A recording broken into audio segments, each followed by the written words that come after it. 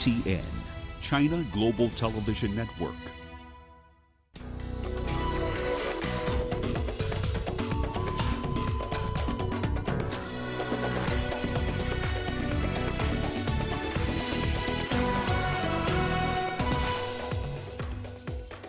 Sudan's transitional government set to finalize peace agreement with several armed groups. U.S. President Donald Trump remains upbeat after being hospitalized with COVID-19. And we look at Egypt's efforts to attract more tourists to its Red Sea region. Hello and welcome to Africa Live. As always, great to have you with us. I'm Richard Nta, live in Nairobi. And for those of you joining us from across the continent and around the globe, we thank you for joining us. Let's take a look at other stories making headlines this hour. Egypt discovers a new gold mine in the mineral-rich eastern desert. And in sports, Senegalese forward Sadio Mane becomes second Liverpool player to test positive for COVID-19. Once again, welcome to Africa Live. So good to have you with us. I'm Richard Nta. Let's begin with the significant steps being taken to achieve lasting peace in Sudan. The country's transitional government is set to finalize a peace deal with several armed groups today. The signing of the agreement is set to take place in neighboring South Sudan. The deal aims to end 17 years of armed conflict in Sudan. Three major armed groups signed in an early agreement in August after months of talks. Another powerful rebel group agreed to new talks last month after initially refusing to join the negotiations. CGTN's Patrick Oyet reports. An initial peace agreement was signed in late August between Sudan's transitional government and 7 out of the 9 armed groups who form a coalition known as Sudan's Revolutionary Front. But how the peace deal is to be implemented still needs to be finalized. Mediators say the parties reach a compromise on an implementation roadmap. South Sudan's government says it hopes this final agreement will mark an end to armed conflict in Sudan. With the peace in Sudan, we will enjoy, as a country, the peace in Sudan through services emanating from Sudan, in particular from Port Sudan. Both the goods services, construction material, humanitarian services. Many residents in the South Sudanese capital, Juba, are hopeful for a lasting peace across the border. To South Sudan also, it is very important because this is our friend. Sudan is our neighbor, and we were one by then. So when Sudan is having peace, then South Sudan will also enjoy the same. And it is very important for our politicians to understand the suffering of the people. And if they understand the suffering of the people, then they will unite and bring peace into these two countries. Sudan's transitional government says its priority is to peacefully end armed conflict in the country.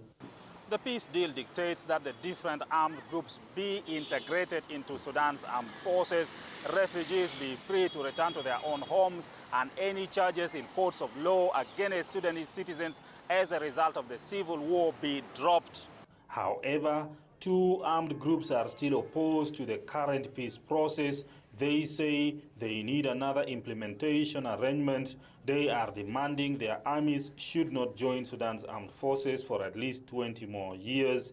They also want Sudan to be declared a secular state as opposed to the current Islamic State. Mediators say they are trying to engage the 2 remaining groups in talks. We do not want to leave anyone out of the Sudan peace deal. We're making all possible efforts to reach out to groups that are not yet part of this peace process. They're ready to resume talks with Sudan's government, and we're hopeful that their grievances will be addressed. Previous peace agreements failed to end violence in Sudan, but now there is a new administration in Khartoum, and it is hoped the current deal will bring durable peace in the country. Patrick Oyet, CGTN, Juba, South Sudan. CGTN's Robert Nagila takes a closer look at what the proposed agreement in Sudan's peace process entails. It's been described as the final signing of the peace agreement between Sudan's government and rebel groups. The signing is set for the 2nd of October in Juba, South Sudan's capital. Now, according to Tutgat Luak, who heads one of the mediation teams, the deal covers key issues on security, land ownership, transitional justice, power sharing, and the return of displaced persons. It also provides for the dismantling of rebel forces and their integration into the national army. Now, conflict in South Kordofan and the Blue Nile erupted in 2011 after South Sudan seceded from Sudan. The fighting in Darfur alone claimed at least 300,000 people after rebels took up arms in 2003. An initial agreement was signed on August 31st in Juba between Sudanese authorities and Sudan Revolutionary Front. It grants self-rule for the southern provinces of the Blue Nile, South Kordofan and West Kordofan, and the integration of rebel forces into Sudan's armed forces. And last Friday, Prime Minister Abdallah Hamdok signed a separate agreement in Ethiopia with the faction of the Sudan People's Liberation Movement North. All right, Robert, thanks a lot for that update. Time now to talk to CGTN's Patrick Oyet, who now joins us live from the capital, Juba. Patrick, as always, thank you for joining us here on Africa Live. Let me begin by asking you, what's the latest on the peace agreement signing for Sudan in Juba? All is set now for the signing of the peace agreement. It is happening at Dr. John Garang's mausoleum, which is a Freedom Square here. People have been there since very early in the morning because heads of state and government from the East African region were coming in. We have leaders from Ethiopia, from Uganda, from Kenya. They are here. Members of Intergovernmental Authority on Development, which is the East African regional body, are also here. Then we have Egypt here, and also people from Middle East like United Arab Emirates, the leaders are also here. So everything is now set for the signing ceremony and people are celebrating. It is just any moment now that signing ceremony will take place. All right, Patrick, elaborate, if you will, the significance of this final peace agreement. It is very significant because, one, the current government in Sudan is a new government, and the first promise they made was that they are going to ensure that they bring peace to Sudan. So to try to end the armed conflicts. For 17 years, you know, there have been armed conflicts in Sudan. So to, first of all, reach this peace deal and end that armed conflicts is important for the people of Sudan. Number two, whenever you are for war, you spend a lot of money on, you know, security sector. You spend a lot of money on military. So a lot of money has been spent on wars. This money can be used now to stabilize the economy. Sudan's economy is not doing well. Inflation is high. So any money that can be saved from somewhere to be brought to stabilize the economy is definitely important. Not only that, you know, Sudan's standing also in international community has not been very good because of wars and, of course, the accusation against them of supporting terrorism. So this now bringing peace to Sudan through this peace deal could easily improve Sudan's standing, could help them acquire aid, humanitarian assistance that is needed for the people of Sudan. So yeah, the list is long for, you know, the significance of the peace deal. All right, Patrick, thank you for bringing us up to speed with that. 17 years of armed conflict is a long time. I guess the question that really needs to be asked is, how will the peace deal be enforced? And what should we expect going forward? Patrick? Yes, the many years of war, of course, but many peace deals also have been signed in those years and they have never been fulfilled, they have never been implemented. The hope that many Sudanese people have is that now is a new government. Former was the President Omar al-Bashir, who one of the characteristics of his government, according to Sudanese people, is that not honoring agreements. So people are hopeful that because this is a new government, this is a government, a mixture of civilian and the army, the peace agreement is going to hold because these people will be committed to implementing a peace deal to transition to civilian rule. So that is where the hope is, that the new government will do all it takes, and the economy is not doing well. They want to do all it takes to ensure that, you know, peace holds, they start stabilizing the economy, they move towards democracy. So that is the hope that many Sudanese people have in this current peace deal. All right, Patrick Oyet, let's leave it there for now. Thank you for keeping a close eye on that story. That's Patrick Oyet speaking to us live from Juba. Let's turn our attention to Morocco now, and the country and the United States have signed a 10-year military cooperation deal. This comes 2 days after the U.S. signed a similar deal with Tunisia. U.S. Secretary of Defense Mark Esper has been on a North Africa tour aimed at beefing up the fight against jihadists in war-torn Libya and the Sahel region. Morocco hosts the largest annual U.S. joint military exercise in Africa, dubbed African Lion. The U.S., on the other hand, is Morocco's top arms supplier, selling it combat aircraft, ships, tanks, and armored vehicles. Foreign Minister Nassar Bourita said the deal reaffirms that Morocco's alliance with the U.S. is strong and long-term. Our long-standing alliance has not only endured the test of time. We have stood side by side throughout the major challenges that shaped the 20th century and has transitioned into the 21st century stronger than ever. It has adapted to new, bigger, and more vicious threats, namely terrorism, violent extremism, transnational and cybercrime, illicit trafficking of all kinds, and separatism. Now more than ever, our two nations are working closely together to tackle the challenges of an increasingly complex security environment, ranging from counterterrorism and other transnational threats to regional instability and broader strategic challenges. Armenia says it is ready to discuss a ceasefire as fierce fighting continues with Azerbaijan. Armenia says its troops shot down a warplane and 2 unarmed drones on Friday in response to an attack on civilians in the disputed Nagorno-Karabakh region. Azerbaijan has since denied the report and has yet to respond to the call for a ceasefire. Turkey, meanwhile, has expressed support for Azerbaijan, saying it would not hesitate to stand with the nation. Other countries have also called for peace, with Russia urging an immediate ceasefire. Mikhail Bardavid reports.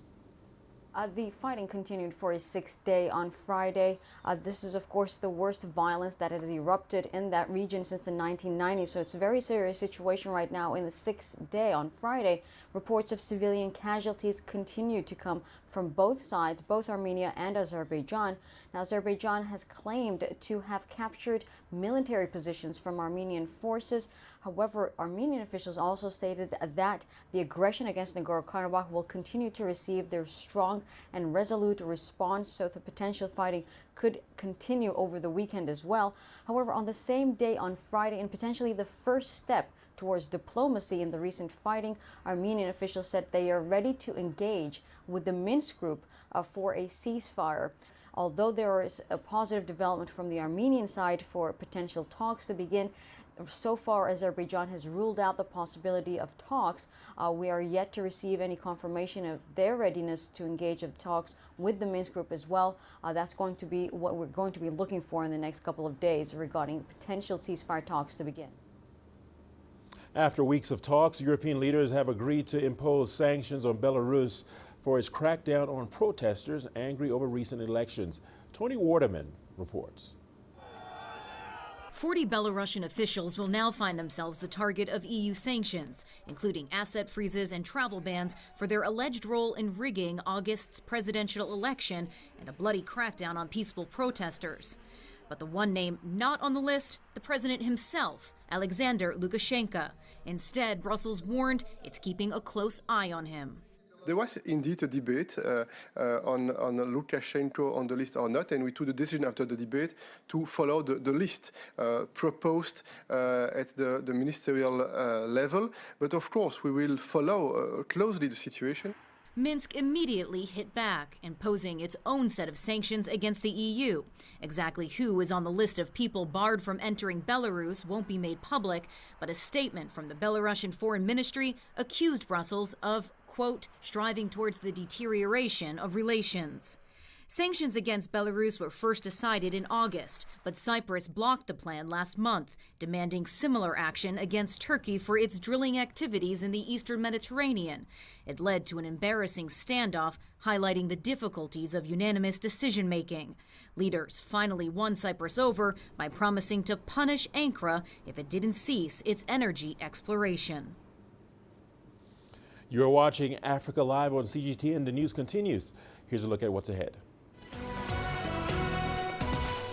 U.S. President Donald Trump remains upbeat after being hospitalized with COVID-19. And we look at Egypt's efforts to attract more tourists to its Red Sea region.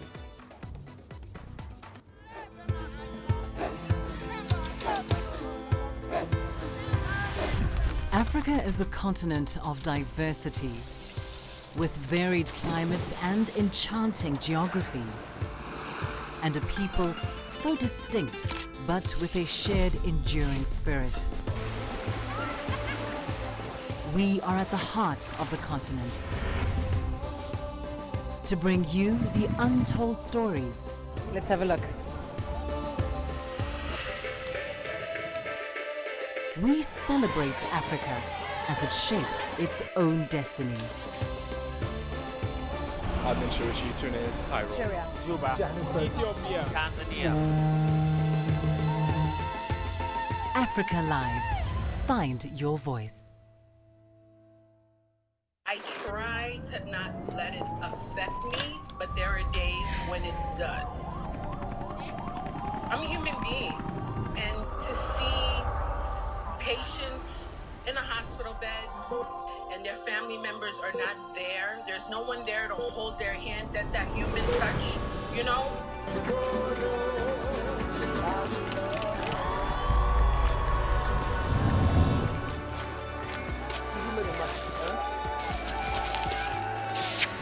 I just hope everyone can remember that the situation is not permanent and that everything will get better eventually.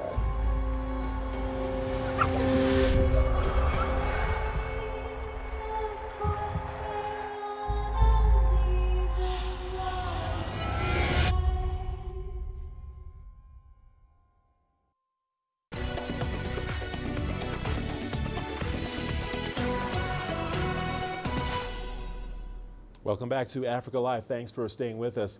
U.S. President Donald Trump is saying on Twitter that things are going well after being hospitalized with COVID-19. He also expressed his thanks for support from the public and the international community. Trump announced on Friday that he and First Lady Melania tested positive for COVID-19. The White House says Trump has begun taking the antiviral drug remdesivir as treatment. Several American media outlets are reporting that the president has a fever and shortness of breath. Philip Crowther has the latest from the military hospital.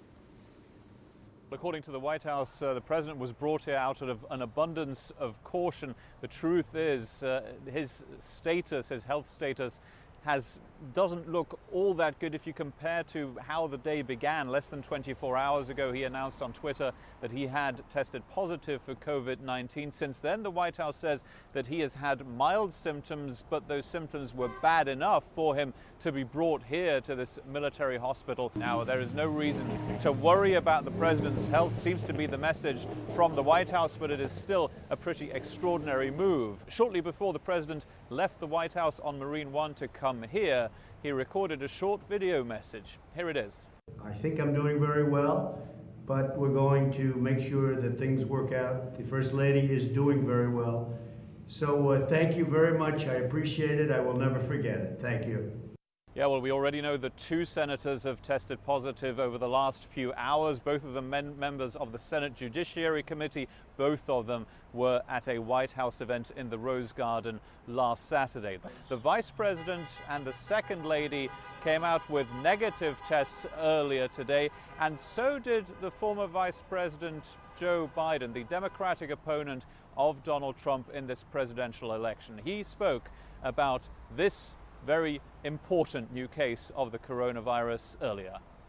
This is not a matter of politics. It's a bracing reminder to all of us that we have to take this virus seriously. It's not going away automatically. We have to do our part to be responsible.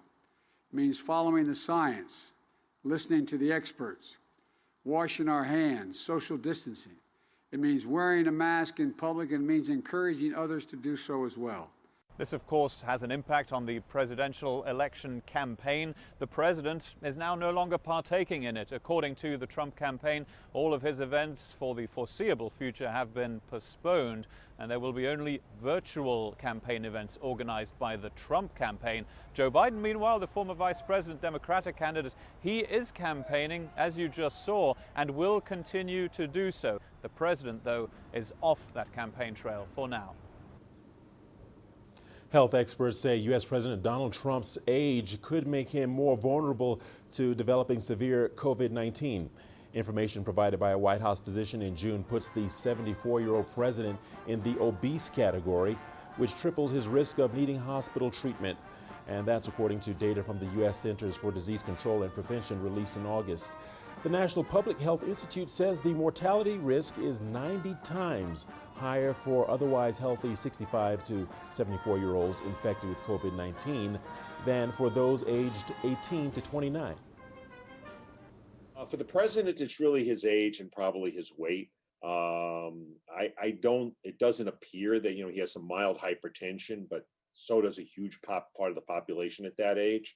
So I don't think, other than of what we know publicly, he has any very high risk factors, except really his age. Even his obesity is not really to the state that would be a real super problem. Many people who are older, even than the president, have either mild disease or no disease. Some have, rather severe symptoms, but don't wind up needing to be put on a ventilator.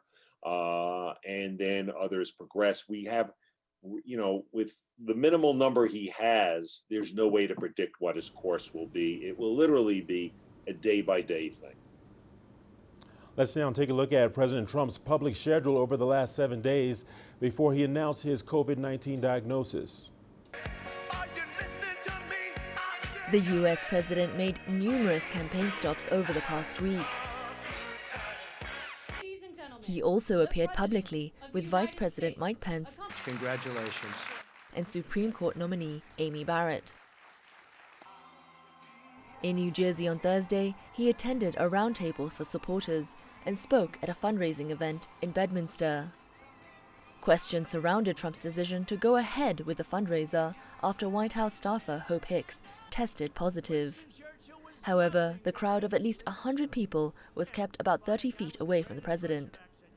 A few hours after the event, he announced that he and his wife Melania were going into quarantine after testing positive for COVID-19. Trump is known for playing down the threat of the coronavirus from the outset of the pandemic. A day earlier, Trump held an outdoor campaign rally in Duluth, Minnesota, with hundreds of attendees. Here, he tossed 2 campaign caps into the crowd, and at least one of them was suspected to have been picked up by supporters. Not everyone at the event was wearing masks, and neither was the president.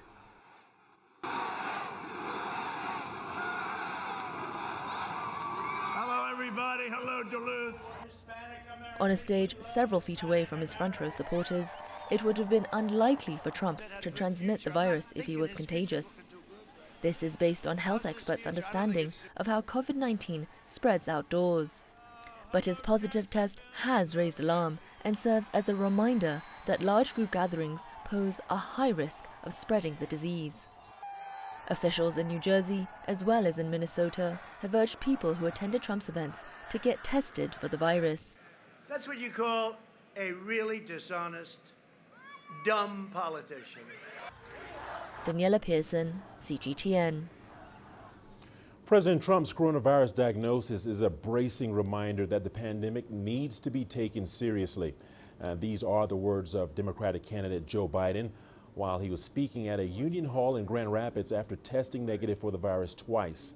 Biden urged all Americans to wear masks and observe other social distancing measures in order to slow the spread of the disease. Trump, who is still in office, will be off the campaigns while isolating and receiving treatment.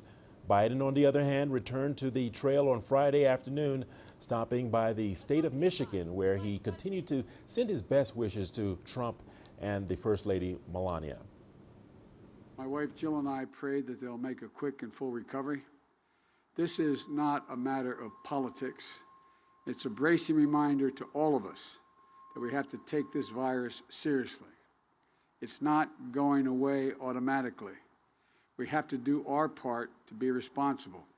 It means following the science, listening to the experts, washing our hands, social distancing. It means wearing a mask in public, and it means encouraging others to do so as well. We can save 100,000 lives in the next 100 days, according to the head of the CDC, if everyone wears a mask in public. So be patriotic. It's not about being a tough guy. It's about doing your part. Chinese President Xi Jinping has extended his wish for a speedy recovery to U.S. President Donald Trump and First Lady Melania Trump. Let's turn our attention now to India, where the coronavirus death toll over there has passed the 100,000 mark. The country reported over 79,000 new cases on Friday, taking the total number of confirmed infections to almost 6.5 million. But despite new daily cases increasing faster than anywhere else in the world, India is moving to reopen its economy. Our correspondent Rebecca Bunham has more. India is still adding a very high number of COVID-19 infections on a daily basis as the virus continues to spread beyond the major cities to smaller towns and villages where the healthcare infrastructure is particularly weak. These rising numbers come as the Narendra Modi-led government continues to ease lockdown restrictions after curbs meant that many businesses closed and left millions without work, and this is an effort to revive the battered economy. This week it announced that cinemas would be allowed to restart operations and that schools would be permitted to gradually reopen from the middle of October. But a lot of people in India are not following precautions such as wearing masks. They've become a lot more relaxed about the virus, even though authorities dictate that they should wear masks.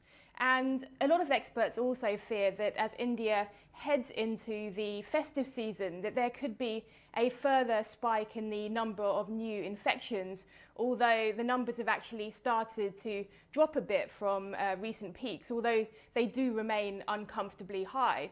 Medical experts also widely believe that the numbers of infections and deaths are actually far higher than we're seeing coming through in the official figures. Now, this is partly because a number of cases are understood to have gone undetected, particularly early on when testing was very, very low in India. And although the fatality rate in the country is relatively low, experts also say that the number of deaths are likely to be higher than the official figures. And that's because some cases may not have been recorded accurately. Rebecca Bundan, CGTN, Mumbai.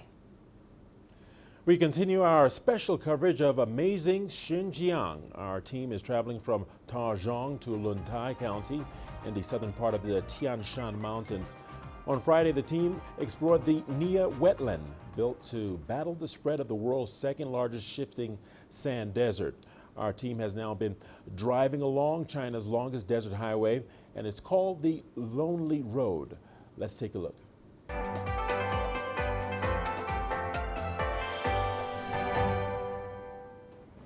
Imagine driving on this straight road every day, with sand stretching out ahead of you in every direction. It is pretty boring doing the same thing every day. It's just desert, nothing else.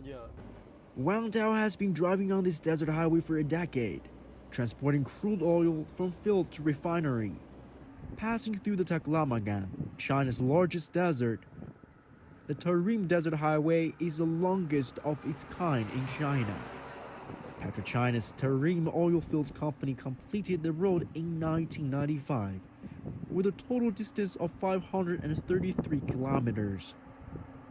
Hundreds of heavy trucks drive along this road every day. However, it rarely needs repairing, all thanks to the foundation of how the road has been made. The foundation was built with sand and stabilized with geotextiles instead of regular cement. It resulted in a thinner yet stronger pebble layer as the sand can withstand more pressure. In addition, plantations are also important to keep the sand from burying the road. The Taklamakan Desert is the world's second largest drifting desert. The sand is so fine, it is easily carried by the wind. That means moving sand can often erode or bury roadways and stall traffic. After the desert highway opened to traffic, we faced serious obstacles such as the road being buried by sand. We have to take care of it, or else we would need machinery to remove the sand. And that would be expensive and inefficient. To maintain the road's accessibility, a 336-kilometer-long green belt was established. Plants such as saxaul and rose willow were planted on both sides of the main road. These plants help to secure the moving sand. The desert highway was built for the oil field. In the early days, ordinary people like us were banned from driving on it. It was not so easy for people from nearby places such as Hotan to travel back then. People had to take long-distance buses, and it would take them one whole day to reach Urumqi. That has now changed. The highway is no longer just reserved for the local oil company, and it has also expanded to connect to more places in the desert. After the highway reached the center of the Tarim Basin, it continued to reach other countries such as Mingfeng and Chemo. It is all for local economic development. As trips within the region have now been cut to mere hours, tourism is also on the increase. The Greenbelt is also a pretty popular attraction, but people should still be cautious when driving on this road.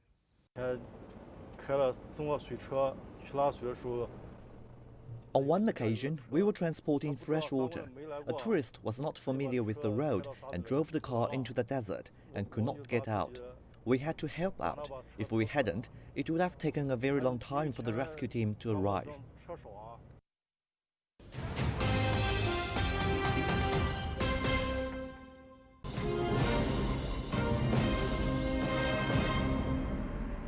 Well, here's a reminder of our top stories. Sudan's transitional government is finalizing a peace deal with several armed groups. The deal aims to end 17 years of armed conflict in Sudan. 3 major armed groups signed an early agreement in August after months of talks. Another powerful rebel group agreed to new talks last month. Morocco and the United States have signed a 10-year military cooperation deal. This comes 2 days after the U.S. signed a similar deal with Tunisia. U.S. Secretary of Defense Mark Esper has been on a North Africa tour aimed at beefing up the fight against jihadists in war-torn Libya and the Sahel region. And the U.S. President Donald Trump is saying that things are going well after being hospitalized with COVID-19. Trump announced on Friday that he and First Lady Melania tested positive for COVID-19. The White House says Trump has begun taking antiviral drug remdesivir as treatment. And that's a look at our top stories. We've got your business news coming up next. Don't go away. Here's a peek at the headline. Well, in business, Egypt discovers a new gold mine in the mineral-rich eastern desert.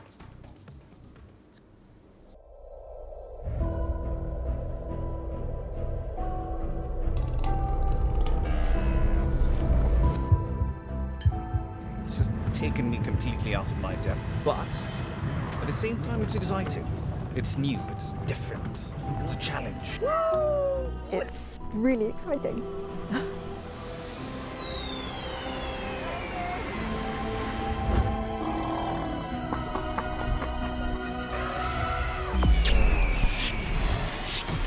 Over the last 14 hours of rain.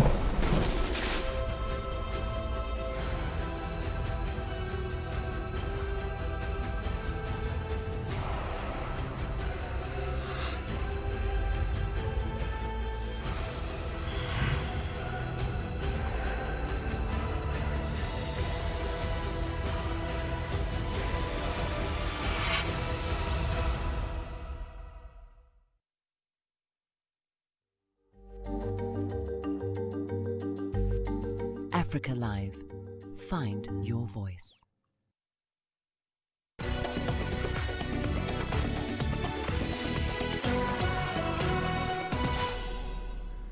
Welcome back to Africa Live. Thanks for staying with us. Egypt has discovered a new gold mine in the mineral-rich eastern desert with reserves estimated at more than 1 million ounces.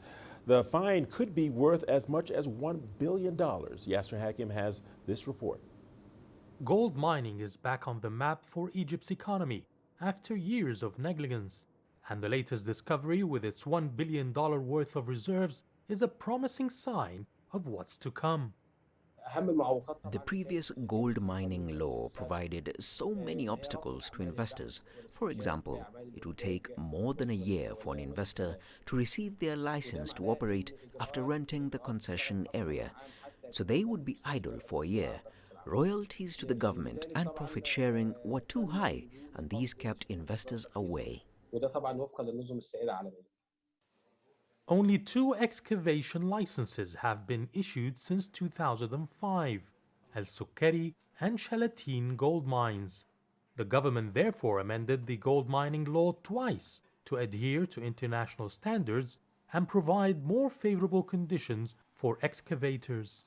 Ratified in 2019, the new law won over the international investors. 15 companies have bid for the latest auction, 56,000 square kilometers of exploration concessions in the Eastern Desert. Winning bids are yet to be announced. In May 2019, the government announced that it had received $107 million of royalties from Al Sukkari mine alone.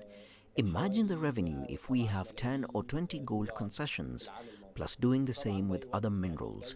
It would add good value to the country's GDP. Upon realizing the huge potential of the gold mining sector, the government has decided to release a concession excavation auction every 4 months. Yasser Hakim for CGTN, Cairo.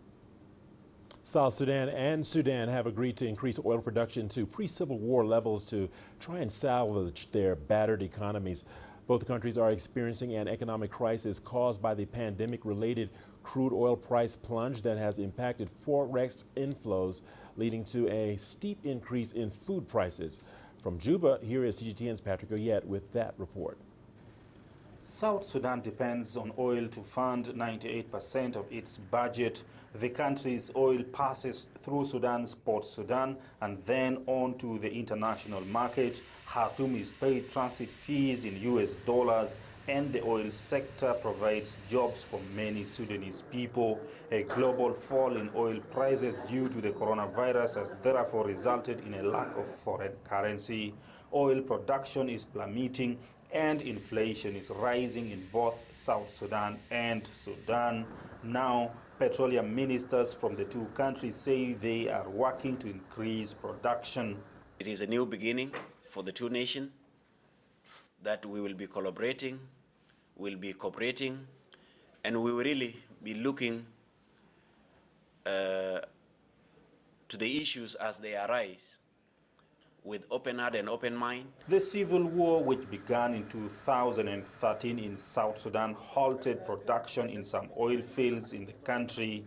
South Sudan is currently producing 140,000 barrels of oil per day, but it says it wants to increase output to 350,000 barrels per day, as was the case before the civil war.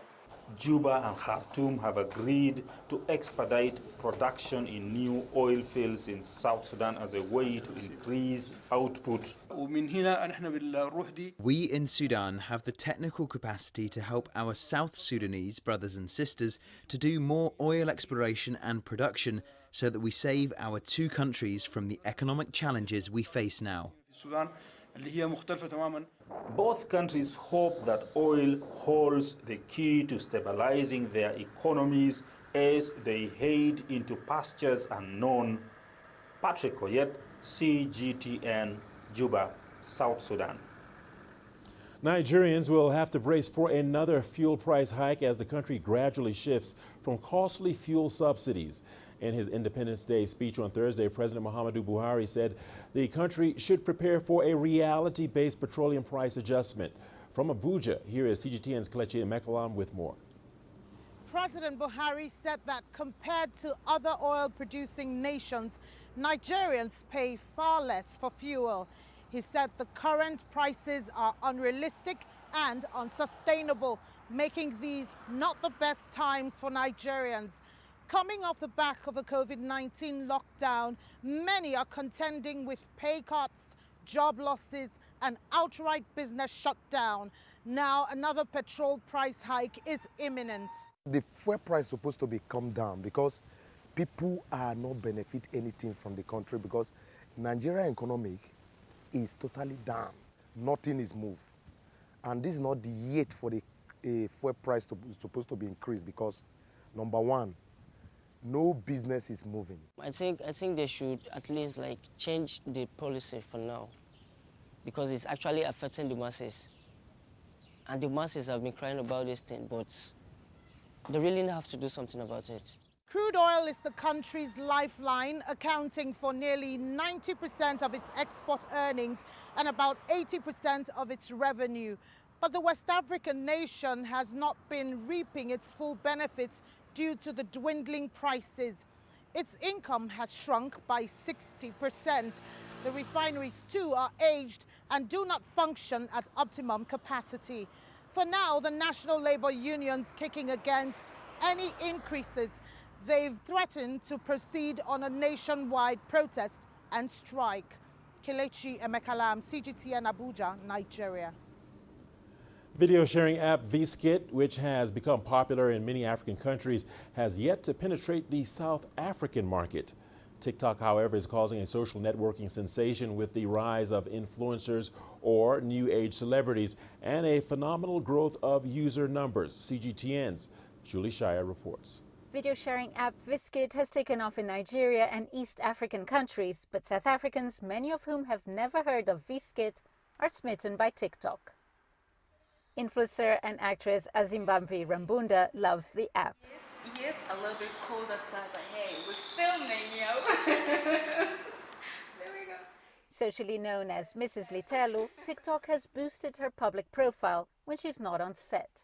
You just play around, have fun, engage with your audience as well, have that relationship with them, and they see a different person. Already they know me as Mpo, as a character, right?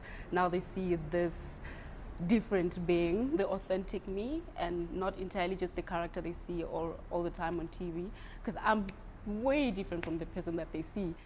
The application is owned by Beijing-based tech company ByteDance. It has become the most downloaded app in South Africa over the last year. The big stars of TikTok are aged between around 17 and 30, even though their followers tend to be younger. We've seen in the last few years that the youth have started abandoning Facebook because it's now seen as mainstream. It's seen as the environment that's dominated by their parents. TikTok was seen as an arena that they could own for themselves. TikTok users spend hours creating and watching content for fun, but it's become serious business for an ever-increasing number of influencers. So I have a huge following, and already brands just want to work with you because they want to share in your audience as well. And when I got pregnant, the very first brands that came for me were people who wanted to show baby products, and I was like, let's see, let's try out. The primary difference between a celebrity and an influencer is that the celebrity is broadcasting to their followers, whereas the influencer is interacting with their followers. And for brands, that is often far more valuable because it means there's an ongoing conversation rather than a quick, short blast of marketing. In South Africa, Vskit has been dwarfed by TikTok. Tech experts are backing its popularity for at least 5 years or until the next big internet sensation comes along. Julie Shire, CGTN, Johannesburg, South Africa. Time now for a short break, but we are not done just yet. Here's a look at what's ahead. We look at Egypt's efforts to attract more tourists to its Red Sea region. The greatest journeys, the greatest sights, the greatest adventures. Here in Qanater, this weir allows the locals to walk on water. We're far more than just TV news. We're your passport to the wonders of Africa. to bring you stories of struggle, survival and hope.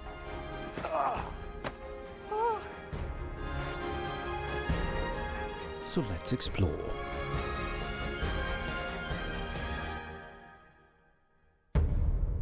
CGTN. See the difference.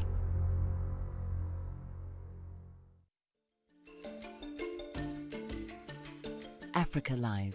Find your voice.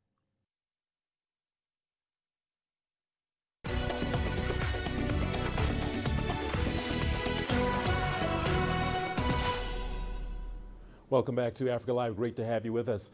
In a move aimed at diversifying its tourist attractions, Egypt is opening several new museums in the Red Sea region.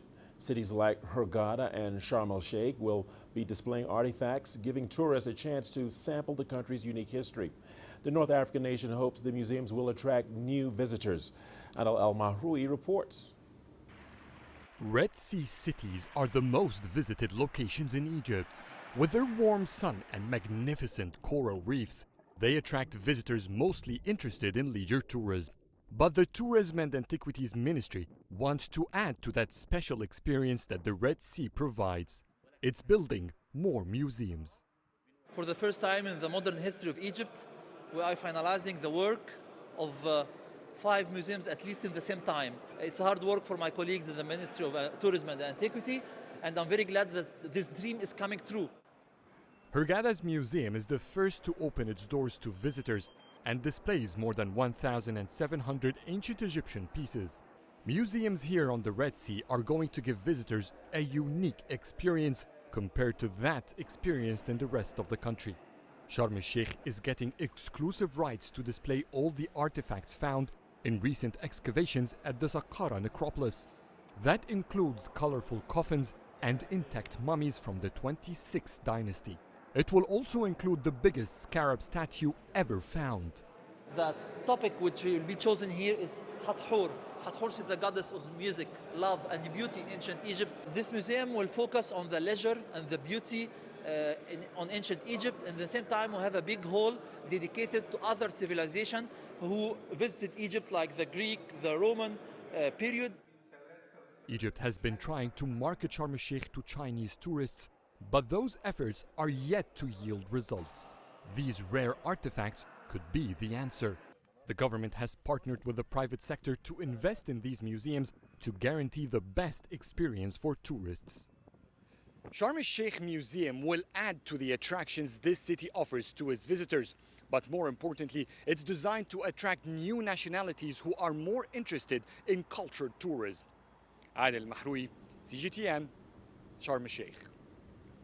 In South Africa, artists have been finding ways to market and sell their work even during a hard lockdown. Contemporary painter Bambo Sibiya is presenting his interpretation of not only COVID-19, but also other events that shaped this year. His exhibition is currently underway in the Everard Reed Gallery in Johannesburg. CGTN's Yolisa Njamela brings us more on the story. Visual artist Bambo Sibiya has created a body of work that he says is in reaction to the unattended weakness and unheeded warnings of the new normal. He says his latest exhibition, called Slow Down Tiger, is showcasing that normal is normal. The award-winning artist reflects on current affairs ranging from the confusing positivity and negativity that emerged from this year's unique lockdown circumstances, while touching on both the humanity and brutality that people witnessed, and how the information overload put people on an emotional roller coaster. There are 9 pieces that are featured in this exhibition. Each piece addresses a different issue. So I was looking at all the things that were happening in 2020. So I'm looking at the Black Lives Matter. I'm looking at the stolen sisters in Africa. I'm looking at protecting the planet.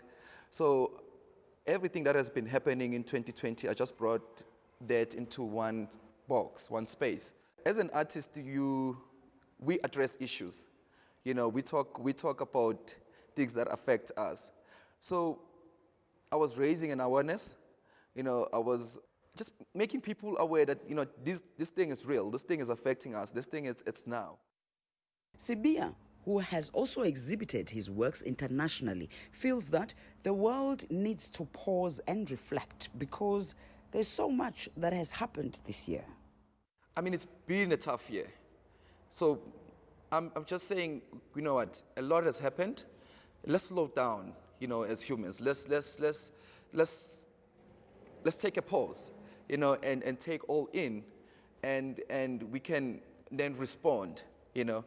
There's a lot that has been happening like in a short period of time. 2020 brought everything, you know, it was a surprise. We're all taken aback. Sibiya produced this body of work in the middle of a lockdown that was necessitated by the need to fight the spread of the coronavirus, a task that proved to be quite tough, he says. The models he uses to illustrate his artwork, like everyone else in the country, were restricted from moving around. So I had to tell people to take selfies, pose in a certain way, send me pictures. It was really strange also, really strange. I had to, when I take my pictures, I prepare the space. I make sure the lighting is good. I make sure they're well dressed. I make sure, everything is sitting the way I want. But like in this, with this exhibition, I could not do that. People had to do, I had to guide them, and they had to take pictures with their cell phones. The quality, it's a problem. So it was a really, really tough show to produce. The exhibition is on display for another week. Yolisa Njamela for CGTN in Johannesburg, South Africa. We've got your sports news coming up after the break. Don't go away. Let's take a look at the headline.